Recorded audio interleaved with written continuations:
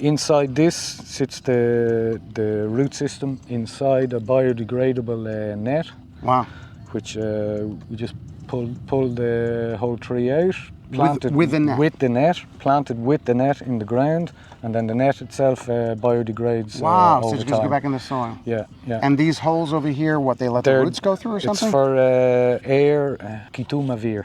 Yeah. When the root system comes in contact with oxidation, the air, they die. So it keeps all the roots inside the net, small and compact. Their clitad, once you plant them, their absorption into the ground is a lot quicker in this system. So how long has this been around for, something like this? This is the first time we've used them here in Kissufim, but I understand they've been in use for the last year, maybe year and a half. So it's a fairly new system. It's a fairly new system. And the Mashtela, the nursery that you ordered the cherries from, is using this.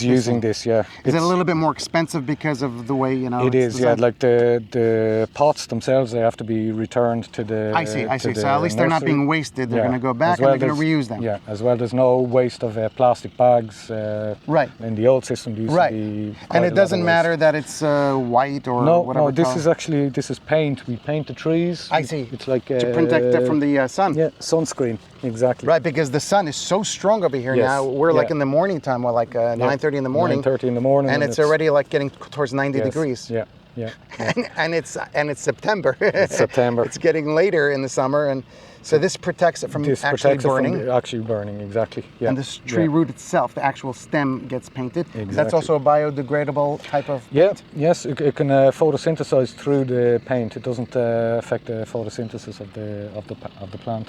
That's amazing. And the actual biodegradable bag, what's it made out of? That I don't know. But it's biodegradable. It's biodegradable. Yes, the roots can come out through it. It doesn't affect the development of the root system for the tree. And it's way better for the planet, because we know that these fossil fuel type of plastic bags, they do a certain job, it's true, but they're not environmentally friendly because you got to get rid of them, and it takes a century? Tens of years, if not hundreds of years. Okay, so here we have one of the new plants. It's a As variety in this new system where it comes from the nursery. The plastic comes off quite easily. And here you can see all the root system is held together by a type of a biodegradable net. You can see here the new roots coming out. They've already come through the net. So it's very thin. Yeah, it's very, very thin.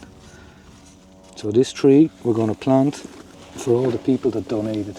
Wow. All right, David. Philip, this is a big moment. And planting. We'll do this Le'ilu Dishmat, all of the ones that were murdered, all of the residents, and all of the Chayalim that are now fighting for us. Chayalim that fighting for us and working for us here in the kibbutz, helping us get back on our feet. All right. זה קטן, גדול יהיה. גדול יהיה. So you give a lot of fruits. Yeah. 5,019 more to go. Just so you know, like a field this size, we would have left it with maybe 20 rubbish bags, 30 rubbish bags full of plastic bags. Full of just plastic bags? Rubbish. And now none? Now we have none. And this is the only plastic being used, and it's being reused? This is reused, yes. This is used many times. So fine. So if you keep on reusing, it's not going back into landfill. Not at all. It's just being manufactured, being used. Yeah. And if they can make this out of biodegradable material, great. Yes. You know, that's the next project. That's the next project. The Israelis are going to invent it. I'm sure. Yeah. I'm sure they're working on it. If it's not already. All right, so we're planting 5,200 today? 5,200, yes. 5,200 today, and we have people from all over the world that donated. I really do. I want to say thank you, and that you know that you're leaving something here for the next 100 years. And if anybody wants to come to Kissufim to visit the trees, they're more than welcome. And maybe even pick some avocados. Daniel gave us some avocados from the other section that's already ready. Ah, okay, yeah. He says, come, we'll give him avocados. Yeah, hopefully we're going to start picking here in maybe another 3 weeks. Right. We're going to finish first with the planting, and then we start harvesting. The last time we were here was in the beginning of the summer, June time. So it was just the end of the reed season, which is the last of the season. But now it's the end of the summer, September time, beginning of fall, and the beginning of the new season. harvest. Yeah. So the first one is going to be the Ettingers? Ettinger, yes. And that's like Sukkot time, something like that? Yeah. Right, so we're going to pick the Ettinger, and then the next one after that is going to be the Hass. That's like a month or two later. Do you want to come and work here? I actually have 3 avocado trees by my house. Ah, okay. So I have Ettinger and Hass. I have those two. Yeah. But I didn't make it to the reed level yet. Yes. Yeah. And maybe you could explain this to me, Philip, because I understand that a little bit. How does it work with the A and B avocado trees that cross-pollinate? Maybe you can explain how that works? Ettinger has proven itself to be the best pollinator of all the avocado trees. Wow. So in Israel or in the world? In the world. In the world. So in Israel specifically, between 11, 12, 13% of all the orchards are Ettinger. Okay. And was Ettinger developed in Israel? That I don't know. Isn't Ettinger a Hebrew word? I think it is, yes. Yeah. So I think it was developed in Israel. I know people sure. Mishpachet Ettinger. Right. So my understanding is Ettinger is an Israeli variety, yes. which is a variety, right? Yeah. So that's a strong pollinator in the world. Now with the Hass, it's slightly different?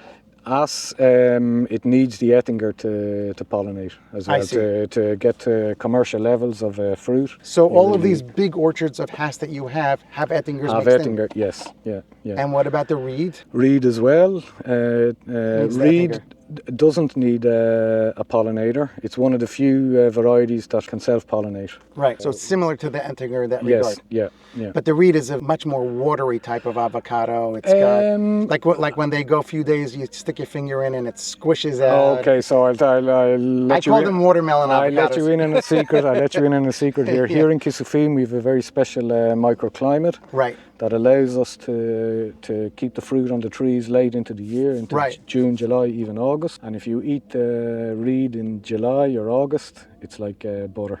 It's one of the tastiest. Oh, so you're saying the later the reed goes, it changes the fruit. Yeah. What, it becomes more oily? Is that what happens? Yes, yeah. More oil in the fruit and a lot less water content. Well, yeah, Daniel told us that the microclimate over here is slightly different. It is, yeah. And you could go later, but I didn't know that. So you're saying that it's actually the reed, the rounder ones, are a little bit more oily and more tasty. Yes, yeah. And we always, year after year, we're always one of the last orchards in the country to pick reed. To pick the reed. Yes, They would say in Hebrew, achron chaviv.